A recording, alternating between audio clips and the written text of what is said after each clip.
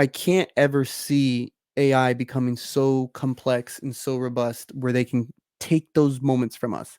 Like you can take the artistry, bro, and you can spit an image out in 5 minutes. Cool. But it'll never feel the same way when I look at a painting that I know human hands, like the stroke of that paintbrush, I can see it. Like I'm looking at the canvas and I can see that shit. There is a different reaction. Like one of my own did that. Like somebody like me. So like even when there is the robots, those fucking cocksuckers, like you guys will never have that overspill of paint the same way that he did. And that's what makes it feel a certain way, or just these conversations. I just think everyone is just so different, and especially like podcasters and stuff again who don't have to maintain some kind of weird character or whatever it is, like I feel like everybody in like the upper podcasting worlds is like the kick streamer dudes. They're like WWE wrestlers who just have Yeah. this promo going on Well, so 24/7. by the way, just a brief thing. It's possible that the recording had glitched out previously. Oh, okay. So the beginning part there may have been lost. Just in case, do you want to do a brief intro and then we'll keep going? Oh, Just in case that got lost. So, hi. We may have just had a huge technical glitch, in which part of the recording may have been lost. I hope that's not the case, in which I'll either edit this out or leave it in just to make it even more hilarious. This is Corpse. I was just on his podcast a couple weeks ago, about 1 or 2 weeks ago. mm-hmm. Corpse, go ahead and introduce yourself again, just in case the interwebs have failed us. Big Corpse, KorpsxCollection.com. Yeah, round one, but technically round two, but still round one, right? Yeah, Smoky Section Podcast, the usual Tuesday podcast, KorpsxCollection.com. Yeah. YouTube, Insta, Spotify? Yeah, YouTube, Instagram, Spotify, Apple Podcasts, YouTube, right? Yeah. Twitch, Yep. not really on there, but when I do go live, it does go there. Okay. But I really don't check it. I'm sorry, guys. And yeah, that's it. I think that's it. All right, cool. We'll keep going. So, back to what you were just saying there, and there's this human element that we can kind of pick up on, right? Mm-hmm. And those individuals who, as you had said previously, they're an internet personality. They're not like a real person, it seems. Mm-hmm. Are you familiar with the term the Turing test? The Turing test. I Yes. feel like I've heard that, but I Yep, don't know. yep. So that's the test for AI that was sent out prior to AI even being a real concept, back when Mm-hmm. computers were first invented, right? Or like science fiction, Mm-hmm. is when you could have a conversation with an AI and not know that it was a person. Hmm. And how really you should be able to tell, like if you have any exposure to AI at all so far, you should be able to tell the difference, right? Yeah. But there are some people out there that the way they speak and the way they conduct themselves, it's like, are you a real person or are you just a bot in flesh? Yeah, for real. Like an Uh, NPC. let's see. Tell me a bit about your clothing brand. Like, is it an offshoot from your work in regards to dance, or how did that get started, or what's it about, dude? Um. Oh, man. So in 2016, uh, Pops had got to be real sick, and um, he would just talk to me a lot, dude, about like, what are you gonna do? He's hit me like, I'm sick, blah blah blah, and I'm like, you know what? One day I want to be able just to dance full time, do my thing dancing, and like make clothes and stuff, right? And it was always because my thing with clothes was that he would never take us to like the mall to shop. At best, we went to the swap meet. So At the swap meet, though, there was always a couple little booths that had the coolest fucking graphic tees. Like, cool as hell.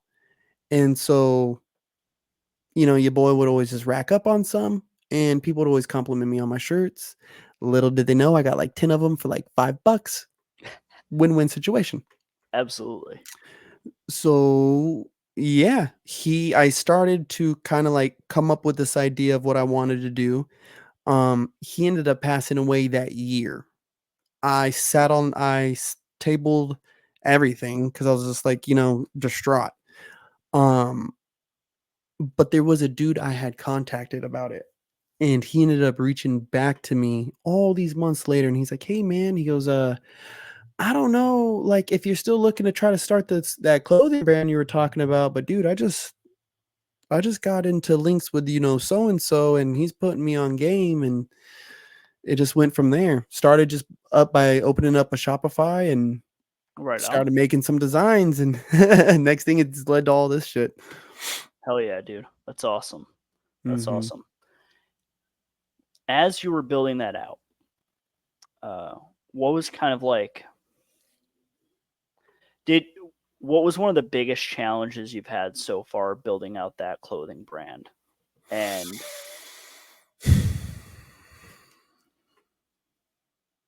Biggest challenges. Oh, dude, that fucking some of your ideas suck.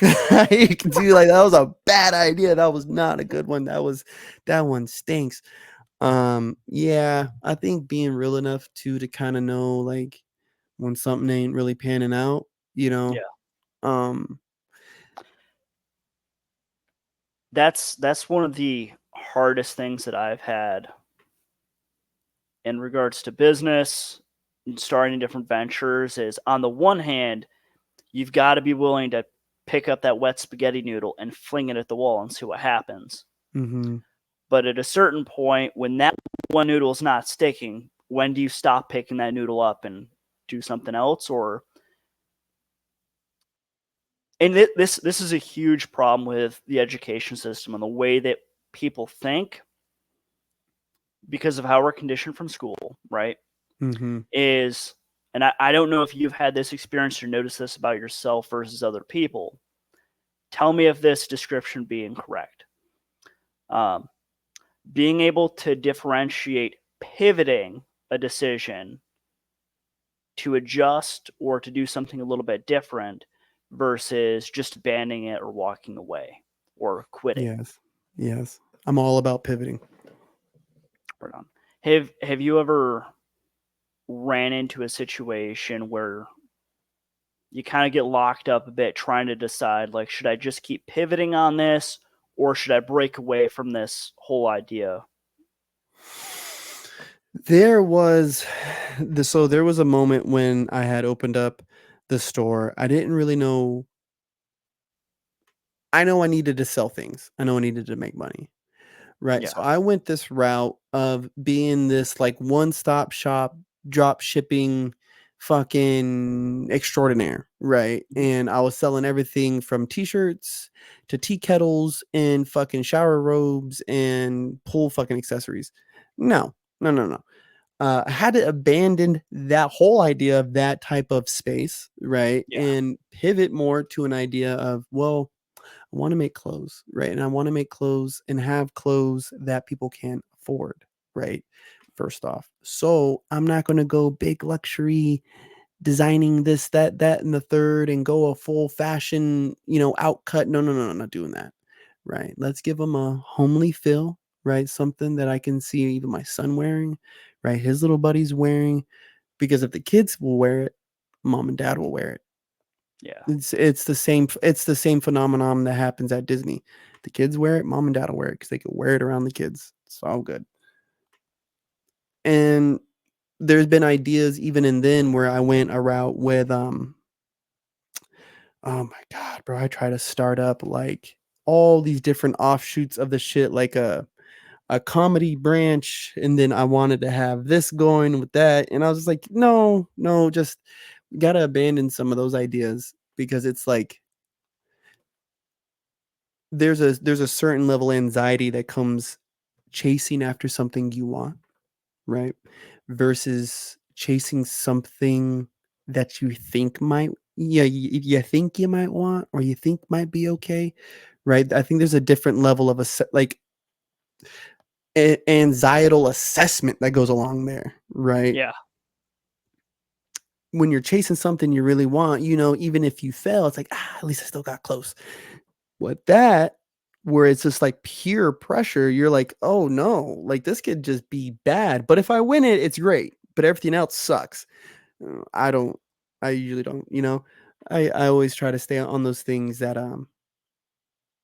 I know I'm gonna focus on and I know I'm gonna pour into, and in its own lane, try 1,000 things, like willing to try the 1,000 different things and put in the 1,000 hours to master it or to fully understand it. You know what I mean? Yeah. Like even in my own life, right? We kind of talked about last time. Um, I wanted to be like, I wanted to get into stocks, but then once I seen day trading, I was like, no, thank Oh you. God. No, thank you. No, thank Yeah. No. you. No. Mm-mm. No. Hard no. There's no. And I was just gonna bring that up because we had a really good discussion about that last time. For anyone who hasn't seen Corpse's channel yet, to add more context as to what we're about to talk about, go and watch that video after this one. I'll try and link it at the end. Uh, Being willing to try that kind of thing, and I had the same experience. Like, hey, let's try out trading. But then the moment you run into that kind of emotional drain and the kind of discipline you have to have for that, and just all the hearsay and crazy, crazy noise that you have to pay attention to, dear God, no, that is awful. No. You've got to be insane to deal with that, in my opinion. Um, when something is getting to that point where it's like, hey, I'm not really sure if this is going to work out or not. I have found for myself that I start to get like a higher level of anxiety, um, just because it's that like ingrained fear of failure that I Mm-hmm. still have to purposefully go out and almost do stuff that I know I'm going to fail at just to try and kill that. Yeah. Have you had any experiences like that, or have you been immune to that? Luckily, Everything. I mean, there's been so much I've tried, like throughout life, like little endeavors, right? yeah, Going all the way back to wanting to play football, right? I quickly learned that it's like no, not making it, bro. Basketball, same thing. Wrestling, I did okay at. yeah, Though I loved it. Dancing, I fucking sucked, right? Tried, got better. And then I remember I stopped for a while. A lot of people see like kind of where I am now, but don't realize how many times I've walked away from the dance and came back, walked away from dance and came back. Cause it was like I would always feel like I hit a certain point. I mm, wasn't getting better. I wasn't feeling as motivated. It's like, why am I here? I could be doing this. And then, 3 months later after I leave, I'm back practicing again and I get better. Um, so there's even been it almost sounds like a toxic ex-girlfriend. It's like I would leave and then she pulls me right back, like, and I just would, like, I would just give in. And so even in the things that I really succeed at now, I've had that, like, dude, it's just not working out. You know what I mean? Like this is just not it. But I mean, I Lord I willing. almost think that there's an undiscussed form of wisdom there. Mm, And what I mean by that is all too often people, uh, uh, and with good reason, because it works for a lot of people and it works with a lot of things. But I think if you're almost more creatively minded, it's good to take breaks and take a step back away from being um, enveloped in that. So that way you don't become burnt out, you don't become stale, you don't fall into a rut. mhm, As an example, comedy, right? Dave Chappelle, some of the best work that he has produced and the best skits that he has done has often been after he kind of does the weird thing where he drops off the grid for either months or when he turned down the deal that they tried to force on him Mhm. for the Chappelle Show season 2 or season 3. I don't remember which, but they had really bad terms, so he walked. Do Mhm. you remember the details beyond that offhand, or? Yeah, it was, I think, season 3, and they were offering him X amount of money and was trying to have him, like, dress up and do some dumb shit, and yeah, he ended up walking off from it. Good. But so he walked off from it, disappeared for years, did his own thing, came back, self-produced his own special, and Mhm. it blew everything he did previously out of the water. Mhm. Being willing to take that step back, give yourself some breathing space to refresh, not a lot of people talk about the need to do that sort of thing. Man, I think it's now, especially after there was a solid, I feel like 5, 6 years of like Gary V maniacs. Like, Oh you gotta gosh, be at every fucking yard sale, bro. You gotta be hustling these people. Like, dude, no shot. And I kind of even fell into that where it was workaholic. Gotta be up at 3 a.m. You know, I'm up working while they're sleeping type Phil. no, Um, definitely, even even being on the road, like sometimes it doesn't even need to be such a physical stop because I know for me now, if I like just stopped dancing, the routine of it, the days I practice and going there and the time I've set aside, it would yeah. take me a long time to even grow accustomed to having the free time. Hmm. And I know there would be like, oh no, no, what do I do? Um, and so I just think people need to even not worry about as much as step away from the whole thing. But why don't you take the thing and go put it around some other people who do the thing like you do it and Yeah. see how you feel, right? I feel like there's a lot of good ideas, a lot of good milkman, for example. Mm. He'll call me with a joke. It's like, there's something there. We need to punch that up a little bit though. Like we need to there's got to be a better setup or there's something, right? Or Yeah.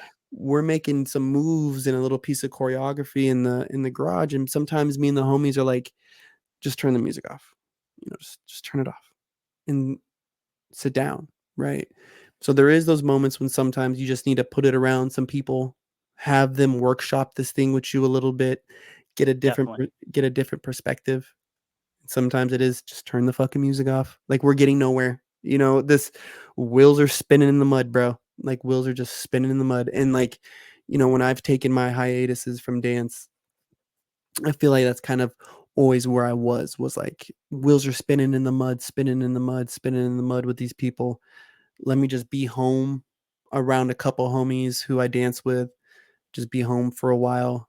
And then like that hunger would come back to be around a larger group. Like it's almost like being in the time chamber type feeling, like like in the hyperbolic time chamber. It's like, oh, yeah, I'm about to go back to the real world and be around real people. So I feel like yeah, it's happened, right? These moments with me. Um, but now, yeah, now I just try to make sure that I do they're like there's a X amount of like pit stops I make with myself before I will let something go. You know, No, definitely. like, That's do I need good. to put it in a different environment? Maybe it's just the wrong environment. Maybe the Maybe. timing's off too. A lot of people misjudge timing all the time when it comes to stuff. Mhm. Um, Dear Lord, I remember for myself, this was back during COVID, when COVID was just starting up. Now, where I live or lived at that point in time in more like central New York, right? People go super crazy about like the seasonal foodstuffs. So Mhm. every fall, people want their apple cider, pumpkin apple pie, that kind of thing, or various goods that are produced by like local farmers, that kind of stuff. People go nuts for it. Um, and they were running into a lot of those challenges with, hey, how do we coordinate this stuff with the social distancing and the health department and all that craziness going on? So I Mhm. was like, perfect. I've got it. I'll deliver this stuff. Well, as it turns out, to get the appropriate kind of permitting for that sort of thing, that can take 6 to 9 months Whoa. to be able to do, just to go and like pick up food, transport it, and deliver it. Now, this was before Uber Eats was really too much of a thing, especially out where I live. And so during that, because I had that delay of when I could really start and not possibly get in trouble with somebody, um, that timing factor just completely killed what otherwise could have been a pretty good idea. I Yeah, got some lucrative. traction early on, and then Uber Eats got rolling, dead after that. There's even, man, like even like in like your instance too, like you were able to go even before the Uber Eats, and like there's even still companies who popped up after Uber Eats, right? Like those early adopters hopped on board, like, oh, a place that serves, but then Yeah, there's was like me, I'm not going to be the first one to try Uber Eats, but I might be like the 15th. Like, I'm gonna hear the first 10 reviews and be like, all right, I'll try it. Like, so I'm like a yeah, almost early adopter, kind of tapered off. And there's even been companies even in those arenas too, where like they made good money. DoorDashes, no, what's the other definitely. one? Postmates. There's a Instacart. few. Yep. Instacart. Being first is a huge advantage. Hmm. Um, but even if you're not first and you're reacting off of the previous company, I did have a solid 3 to 5 month stretch after I got the permitting in order to which I was going, where it was going pretty good. Um, and just like if you're not going to be first, then you've got to be different Hmm. in some way. It can be good, it can be bad, as long as you're different, you're doing something right. Hmm. Um, my whole kind of niche at that point in time was like, hey, older people, boomers and older, right? They're not going to figure out this Uber Eats thing very quick, or DoorDash or any of that kind of app stuff. And so it was literally just putting out ads in the shopper or just on my social media page. Hey, shoot me a text, send me a call. And you can pay upon delivery, cashier's check, cash. I'll accept all that kind of stuff. And literally printing out like paper menu orders of like, hey, text me if you want this delivered to your house. So that worked very good for the several months. Then COVID dropped off, and then um, people started to get used to those new app platforms because Hmm. originally people were like, "Yo, this is strange," or they didn't like the technology switch wasn't working for a lot of older people. Um, um, but then it just started to peter off as my competitors got traction within that space, which, but Bastards. happens. Yeah, man, and like I, f- I feel like with those, it is one thing to be first, right? And I was talking to my homeboy about this idea that we had behind some NFTs, Yeah. and everyone knows that fucking craze, right? Anybody who was Yep. in the crypto space. But so we had this NFT idea, and the idea was you buy this NFT, and along with your auction, right? That if you paid an X amount, you would obtain X amount of things. And I felt that this whole thing that we put together was phenomenal. Private lessons were included, a personal song created for you was included, you know, all accompanied by this NFT. And there was a list of things. Um, and I remember my buddy goes, well, we're not the first to do this. I was like, that's okay. Just don't promote yourself as the first, but promote yourself as the best. And this is how we're going to do it, right? Greatest NFT experience ever, right? You can argue that all day with your mama, right? Yeah. But at least we're not saying we're the first because somebody has the first. But we can always debate who's the greatest. And there you go. Throw that right there in their fucking face. And so I've always told myself because I've always been scared of trying things because it's like, well, what if somebody else did this type of design? Or what if they did this type of design? Or what if they did this type of design? Oh no, what if they did this type of design? And I'm like, man, who cares? Like, I'm gonna do my design. It's gonna be mine, and it's gonna be better than theirs. Like, who cares? Theirs is great. It's awesome. Not to talk shit, but I just like my product. Like, I would wear mine 100 times out of 100 times versus theirs. So, No, definitely. It's one of those things that it gets overlooked so often because people get caught up in that kind of mindset, and it's just, hey, even if your offering is not quantifiably the best or the greatest, so much about the human experience just comes down to subjectiveness and taste, right? mhm. So there are going to be people who are like, nope, your thing sucks, and there are going to be other people who love it absolutely. Just saying, fuck it, throw it into the wind and see who likes it and who doesn't. Now, your sense of taste may be super niche. I know I like some really super niche music, as an example, right? Mhm. I'm into like earlier we were discussing different styles of music and stuff, and that you had referenced that you had had most of your background in like hip hop. Mhm. Growing up, super country, but very like folk music type stuff. So like um, uh, folk Irish type music, rock, murder country, which is like it's not like Red Solo Cup, more like I shot a lawman and stole his badge and ran for the border type music. All right. Or like I caught my wife cheating on me, so I shot them both. Um, being willing to try stuff and just potentially create an niche is something that people overlook so often and become too afraid to do and to try.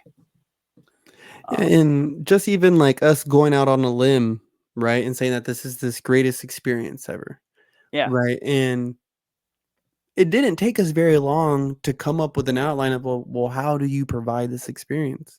Well, first off, the NFT is beautiful. Like, look at the thing, right? You can yep, judge that. We can all judge that. But you call customer service, someone's going to answer you.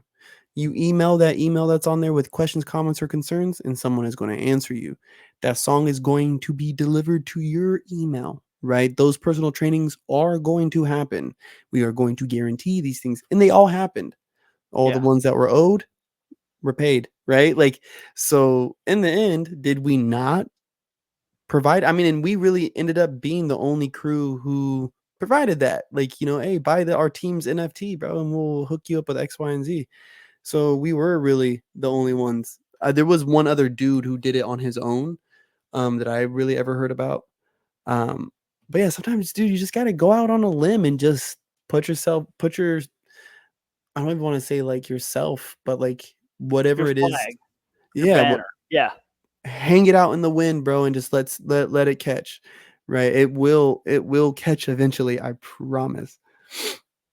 no, definitely. You may have to like reel it in a few times, change up the design, make it a little bigger. You may have to change some stuff, but throw it out there, see what happens. Man, and sometimes even like, you were talking about timing earlier. Sometimes there's just no wind, you know, Yeah, and you're out there hanging flags and no wind, my boy. You gotta wait sometimes. Just no, definitely. sometimes. Being being able to sense and maneuver based off of the wind, which would be like market conditions, right? And like what are people looking for in terms of their purchases or where they put their time, attention, or money. Being able to sense that, it's one of those skills to be able to get the finger touch feel. This is one of the problems with I think a lot of MBAs, like business degree type people who've never actually had to try and start and run something. You're not going to be able to learn that directly from a book. You can learn about it and you can gain some theoretical ideas that may help you. But I'm really of the opinion that you're not actually going to know how the market responds to stuff until you get out there and you try it and you develop just a feel for it over time. Th- that that is perfectly like when I look out and I see people who say like these marketing campaigns that you see with oh, it'll create 10 viral clips, right, for you. I always say to myself, how do you have the audacity to say that? Right? Because the Yeah. market itself decides if the clip is viral. So you saying I just made a viral clip is it's bombastic. It makes no sense, fam, because you got to put it Yeah.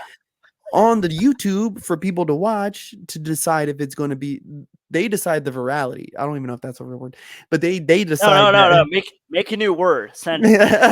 the virality, right? They decide whether if they're going to share it to the homies, and then those homies share it, and they make those choices, not us, right? So it's kind of like I did not record any of my own dancing until I was way into the game. Wow. Like, and even saying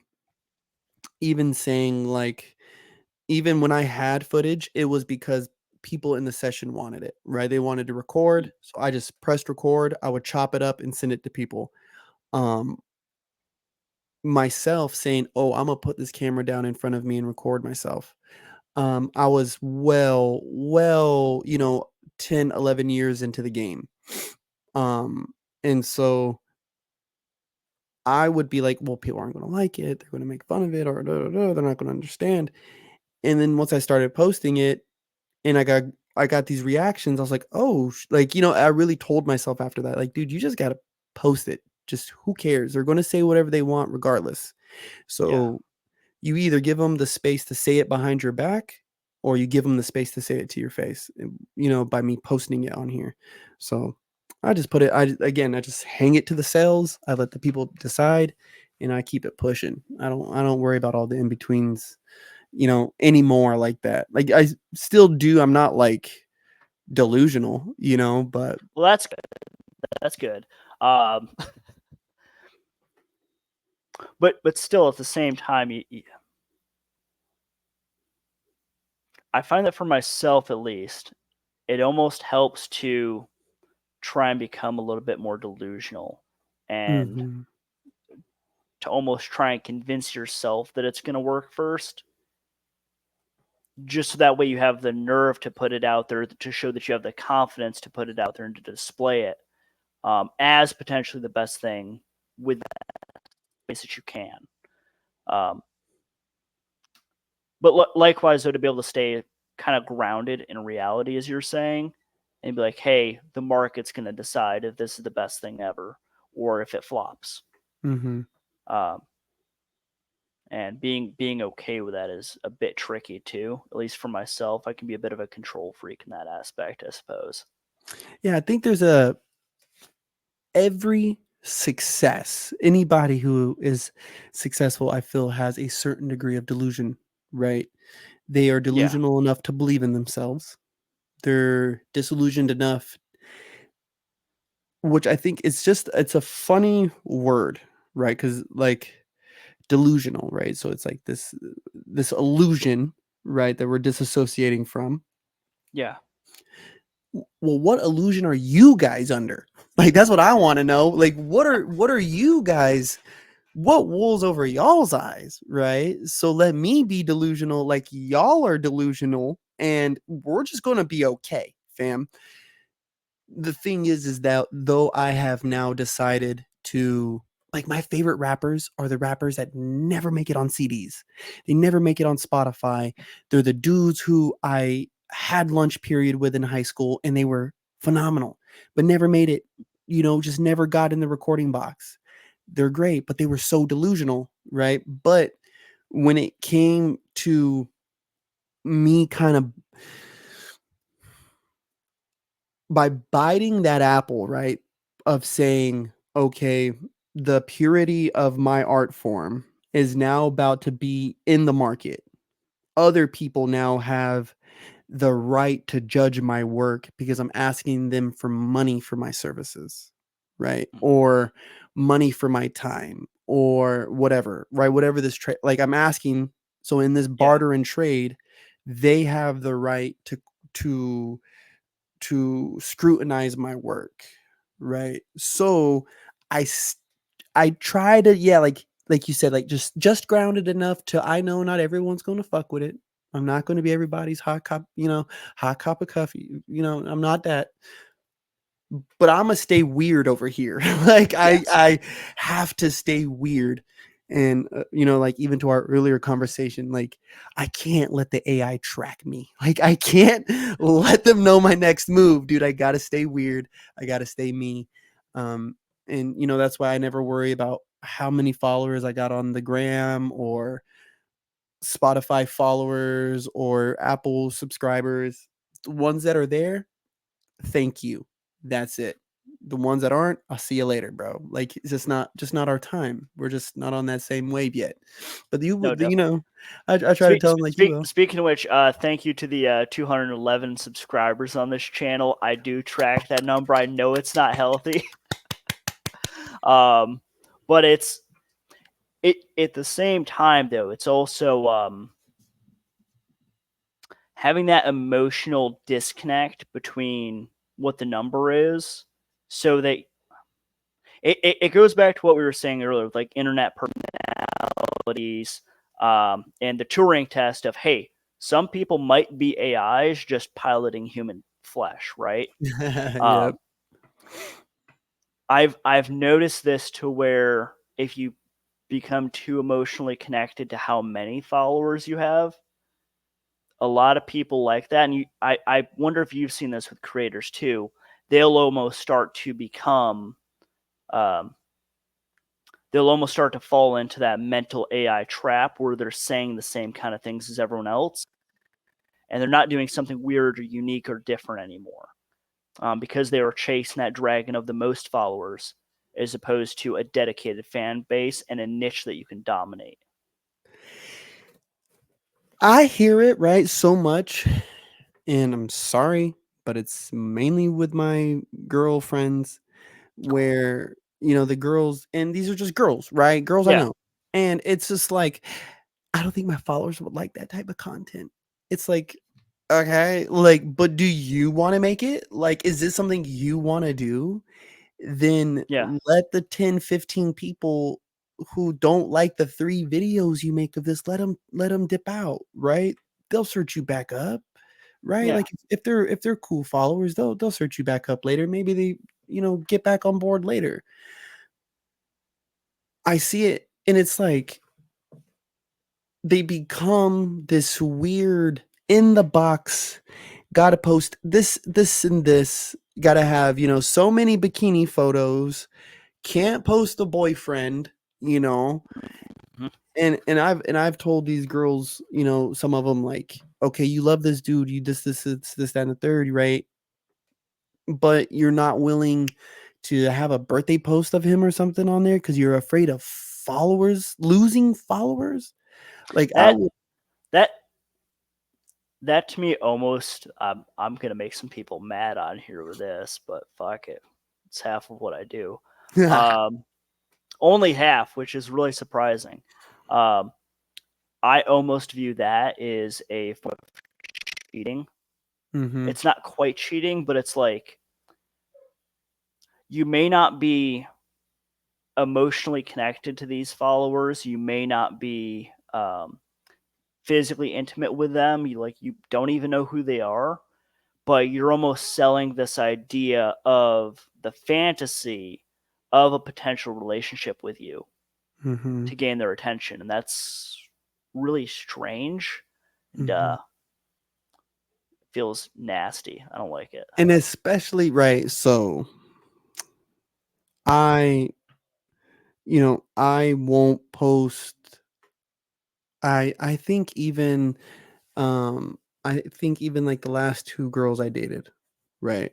I don't think I ever had them tagged up and stuff on my timelines, but there would be pictures of us. Um and after both of them, right, in previous relationships, I've learned, ooh, you got to be careful tagging people in photos, right? Because I got tagged in photos and then I had ex-boyfriends contacting me, right? And it's Ooh, kind of like, so I've learned, right? And I dance this weird line. is I'll talk about seeing someone. I'll talk about, oh, I went there with them, this, that, and the third. But you won't see me tag them in photos, right? You'll see their hand in a picture. You'll see their arm in a picture. You'll see this X, Y, and Z. But no, fam. Ain't no one bothering her. I say wild shit on the internet. I Yeah, say same, same. I say wild stuff on the internet.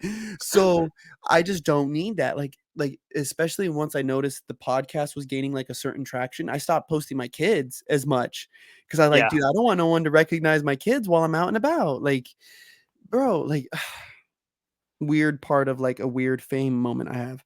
I was in Houston, Texas, bro, at a Best Buy looking at cameras. And the dude was like, "Oh, like, what are you trying to use it for?" I was like, "Oh, I do a podcast online and I'm trying to get a good camera." He goes, "Oh, what's your podcast?" Like, "Oh, it's a smoking section, this and that." And I told him, I'm a crumper who started this podcast. He's like, "Oh, what's your name, bro?" I was like, "I'm Corpse, man, Monster Beast." He's like, "I knew it." He's like, "Fuck." He's like, "Man, I knew it." He's like, "Bro, can I take a picture with you?"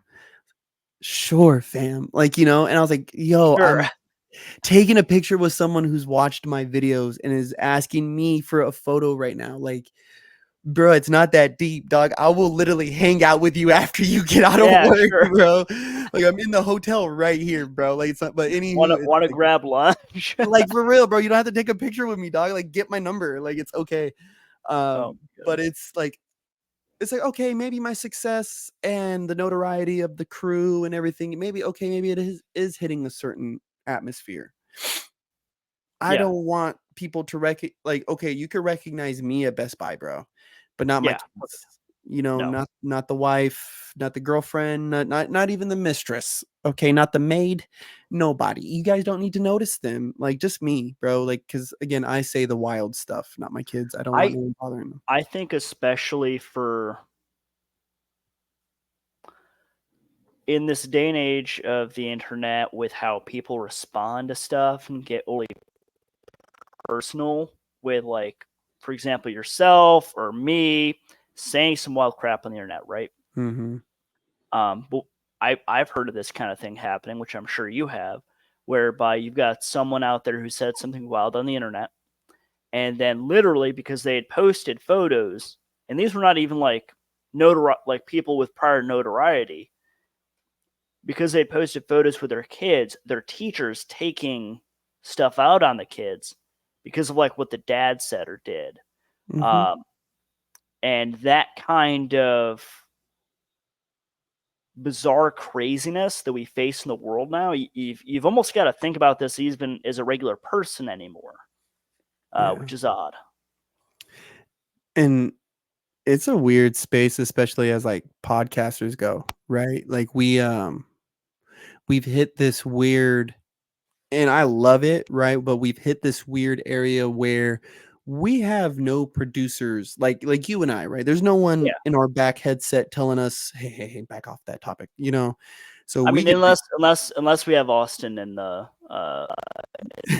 group to get us away from like, yo guys, don't go there. yeah, like, hey, it's a little hot of a topic 10 minutes in. It's like, dude, I'd be ready to cook, I'd be in the You kitchen, know? boy, fucking. And so yeah, like yeah, man. And my son's a good kid, the chick is a good woman, bro, and wouldn't co-sign a lot of the stuff I say. Yeah. But I clearly explained to her 99% of this shit is all jokes. Like people know when I'm being serious. People know when I'm laughing and fucking around, and if they don't, they're not the right listeners for the show, right? But just because I say that doesn't mean they disappear. Like they don't just like No. blast off into the void. They talk shit, Even like, dude, even my own, nieces and stuff to talk shit. But that's one thing, they're family. Anybody else, like, dude, just like no, like They get the pass. yeah, they get a pass. But then again, that's kind of like even something earlier where it's like when we put ourselves out there, we got to be realistic with, not everyone's going to agree with the stuff we say or the stuff we believe in, but we got to stay delusional enough to be like, well, okay, like, I'm going to keep doing this show though, like appreciate your opinion. Like maybe we could talk about it, but I'm gonna keep recording, my guy. No, definitely. Especially if you want to get to a decent position now more than ever, but even throughout history, right? You've almost got to want to make some people not like you, or to be willing to not intentionally piss them off, like some kind of trolling or baiting type deal, right? But be willing to step into the storm of the market and people's different wants, needs, crazy reactions that they'll have. And if you're not creating that kind of a almost divisiveness to a certain extent, then you're probably doing something wrong or you're being fake about it. For real. And there was a funny trend going around on Twitter where everyone, I guess, came to this realization again that it's like a Mandela effect, but it's like that Rosa Parks had a car. Yeah. And it's like, okay, like, bro, what you think she didn't? What you thought y'all really thought this was just some old lady, some little old black They, lady sitting in the front of the white bus? That's what they y'all, probably thought she couldn't like afford a car or something. They've got those kind of thoughts going on. The bro. hell? She was like a somebody back then. She Yeah. like in the whole movement. She was like one of those people. You know what I mean? Like a full blown activist. Her husband. No, that was all intentional on her part. I mean, good on her, like, solid political strategy to get some change done. But yeah, no, that wasn't a Tuesday trip to the grocery store. That was a planned out maneuver. And sometimes we say stuff. The Charlie Kirk, right? Charlie Kirk I used to hate him. Oh my god. But now I have found that wavelength where he's at, where the questions, the things he says and how he says it is Mhm. all very deliberate because he's about to piss you off, right? Yeah. He's about to ask you. The question is valid. The question is valid, right? And I think for too long, though, podcasters, political pundits, the reporters, all these people, they dance around these questions because they don't know how to ask it directly without getting those suffixes added to them, the Yeah. ists and isms and all that shit added on to their name. And so for me, you know, and I've talked about it on length on the show is like Hence why I have an ist at the end of my tagline. You gotta be willing to play with that a bit. bro. And again, I'm delusional enough to believe in the things I believe in, right? But I'm also realistic enough to know that I'm not right about everything. No, definitely. And I feel like in our age now, more, and I feel like everyone says this, but really more than ever, there is too big of a divide. And it's not even too big of a divide, but the divide is so big and there's no communication on that middle ground. No one can ask each other the tough questions. People don't even speak the same language anymore, from what I've observed. And what do you see? Um,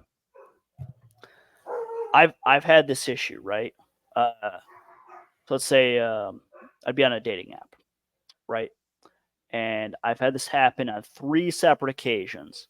I live near a very hippie town in central New York. You can probably figure it out.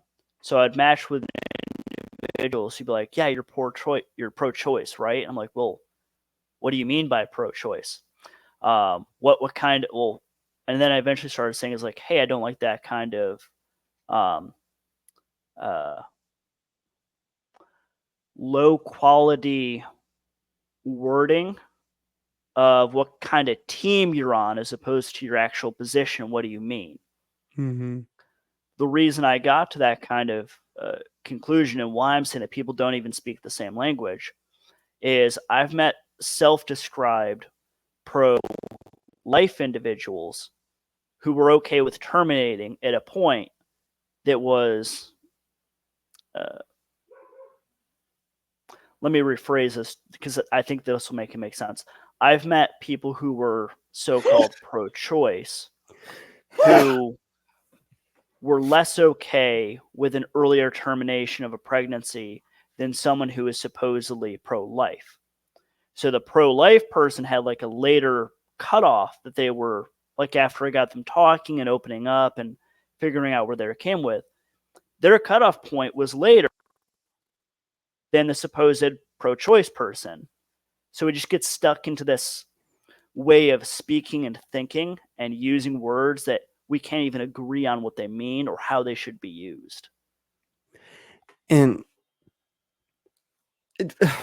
bro, like to Yeah. even think, right? Like dating apps, this is what we're leading off with, right? Like, Yeah. are you pro-life? Like, have you been STD tested? How about that? Can we ask those questions? What's your flavor of music?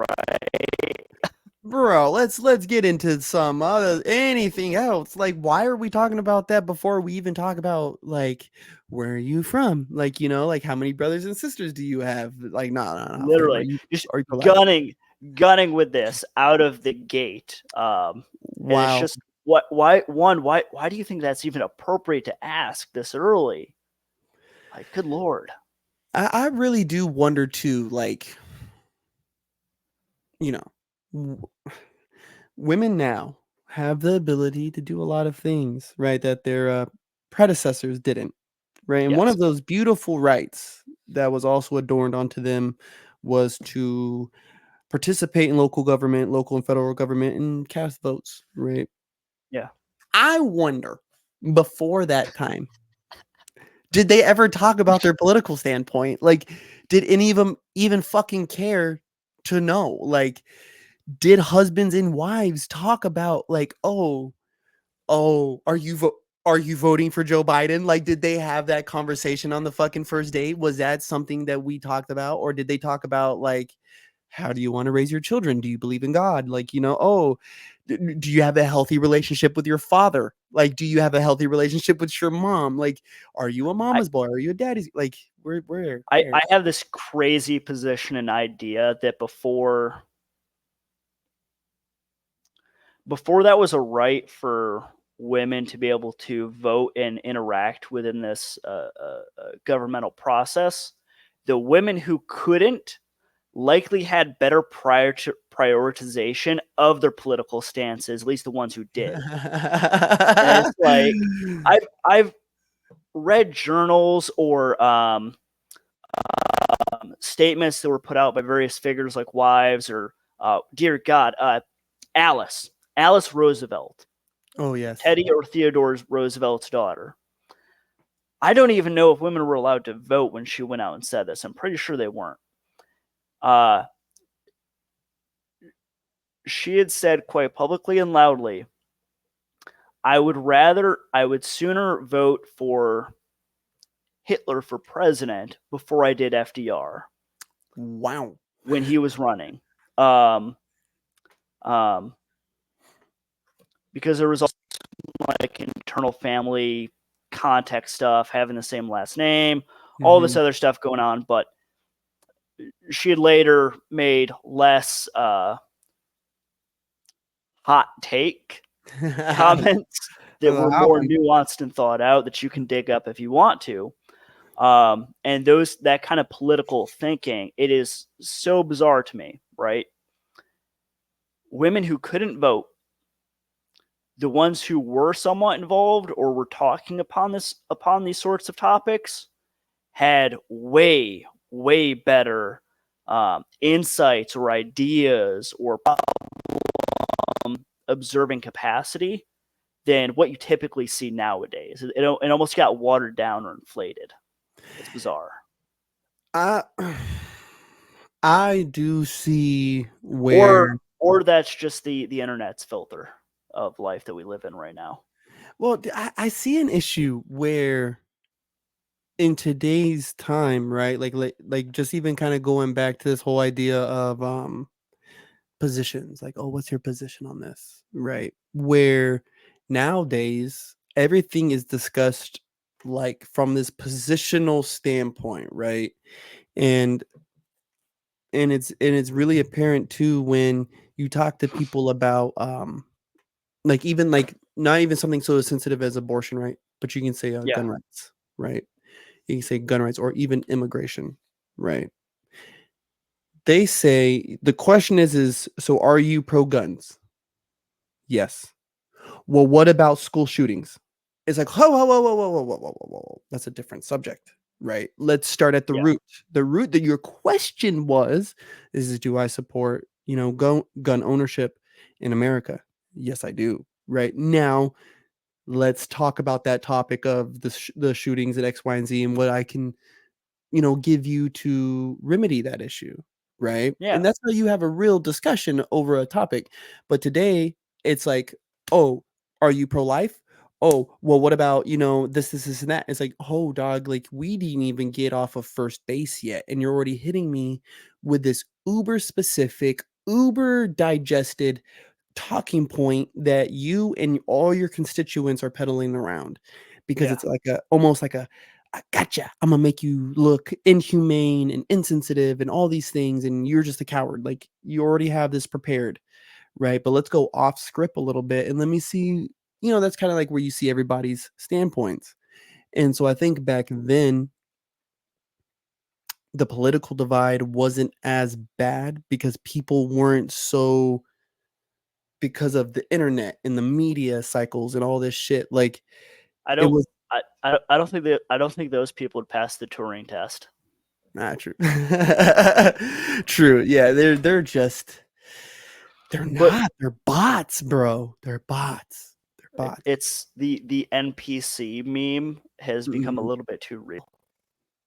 I think that's why it Um, came along. I yeah, really, truly, I we want to put on tinfoil hats. I think that, and I don't know. I'm a little retarded. I I keep a band of tinfoil underneath my earmuffs here just to keep it from being do picked up. the 5G frequency is strong because I think that the matrix is slowly beginning to crumble. I think everyone is starting to lose a small grip on reality. And I think there's a lot of people, as all of us become more conscientious about the things around us and the things happening inside of us, there's those people just outside those lines. And that's why they look a fritz because we're seeing more and more young people, right? Not the 15 fucking media personalities, right? Like Yeah, more people in the world are acting very consciously, right? They're starting to wake up to what government's trying to do. They're waking up to what media really does, right? And yeah. all these things what they're used for. It's the craziest thing. So on that topic, as an example, I've noticed this for myself. I was born in '96, so I'm like right in the middle between being millennial technically or being Gen Z, right? Mhm. But I've noticed so many individuals coming from the Gen Z situation or generation, not situation, um, looking at how millennials are raising their kids with iPads as an example, right? And just all this other stuff that Gen Z grew up with or like started to right at the later half of our lives, coming up like in terms of growing up at least, right? Mhm. And then turning around and looking at how kids are being raised today and are like, yo, what the fuck are you doing? You're basically handing him heroin, Mhm. by giving him this unrestricted access to media 24/7, or using that as your catch-all solution to any kind of a problem, which I don't have kids. So if you got to do that to get them to shut up on the plane, that's one thing. But if that's your solution for every little thing there, what are you doing? And we're suddenly becoming aware of this kind of thing. Mhm. And a little bit more skeptical about what's going on around us. Now, you have a son, if I remember correctly. Yeah, I have a son and a daughter, and then helping Okay. raise 3 additional ones, so 5 of us. Wow. Okay. Good luck. Mhm. You got this. Mhm. Yeah, dude, not even my ooh, bro, my boy was little. He was watching this show. I can't remember what it's called, but it's this show, right, with, like, these little toddler animals, right? And, of course, they Yeah. sing all these songs, and they got these little things. And one of the songs is like, just say yes, right? And it's like, oh, we get so happy when you say yes, yes, yes, right? And it's like, but how about no? Right? I even remember looking at my son's mom and be like, but what if we tell him no? Like, does the song get sad? Right? Because they do the whole pause, like, will you just say yes? What the fuck? That is the weirdest condi- Conditioning them, bro, to like expect yes. it's almost some like groomer type shit. Hmm. The way that's coming off. It's like, yeah, just say yes. You're so happy when you just say yes. Just Like, so happy. wait, that sounds really insidious. Just ugh. And so, I even kind of took it down there too. But I'm Yeah. like, okay, let's just say they're being innocent with all this. My children are not to expect yes from me. Matter of fact, I would much hope they say no. My dad's probably going to say no, right? Yeah. And then be surprised when I say yes, like, oh yeah, dad, you rock. Like, yeah, dude, I do. No, no, no, no, no. I try to teeter this weird line, even when it was just me and my boy, because me and his mom, like, yeah, sure, we're seeing each other now, right? But there was a solid close to 5 years where we weren't. And dude, I took this dude to San Diego with me. I would take him to LA with me, all these places. And tablet, nah, bro, you're gonna enjoy the ride. Like, daddy's Yeah. gonna play this music, you're gonna enjoy the ride, and you could talk. Like, The did you have this when you were a kid? I just realized that other people experienced this or imagined this as a kid, and that I wasn't fucking nuts for this. When you were a kid, when you were driving down the road, did you imagine like a dude jumping from like the signs or like the telephone poles, or oh doing like yeah. yeah. Did you imagine that as a kid? Yeah, bro, from pole to ding ding, and Or or like this and that. I'd imagine like doing like a backflip midway if it was super long to make it longer. Yeah. Um, Yep. I'm really curious if kids experience that now, or if they're Mhm. not because of the introduction of technology. I used to a little more often, but we were cruising one day, and I go, "Hey, bud," because my son had been a little quiet back there, and I was like, "Hey, bud, you good?" He goes, "Yeah, just looking at God's earth." I was like, "Oh, okay, baby." I was Okay. like, "What do you like most about it?" He goes, and he's telling me about the clouds, and I was like, "Oh, what about them?" And he's telling me how they're so high and this and that. I was like, "Okay," but then he started saying like, "Oh, this one looks like this, and then this one looks like that." I'm like, "Oh yeah, there Yeah. you go." Like, yes, because I remember looking like just being at the park, looking at the clouds, like, "Oh, this one looks like a rabbit, or this one looks like a fucking dinosaur, or whatever." Imagination running wild, as a kid. But no, I mean, at least he does, so I That's still do have full hope in the children in their imaginations. Because even like circling back to like earlier conversation where it's like the imagination to me, I feel is like the root.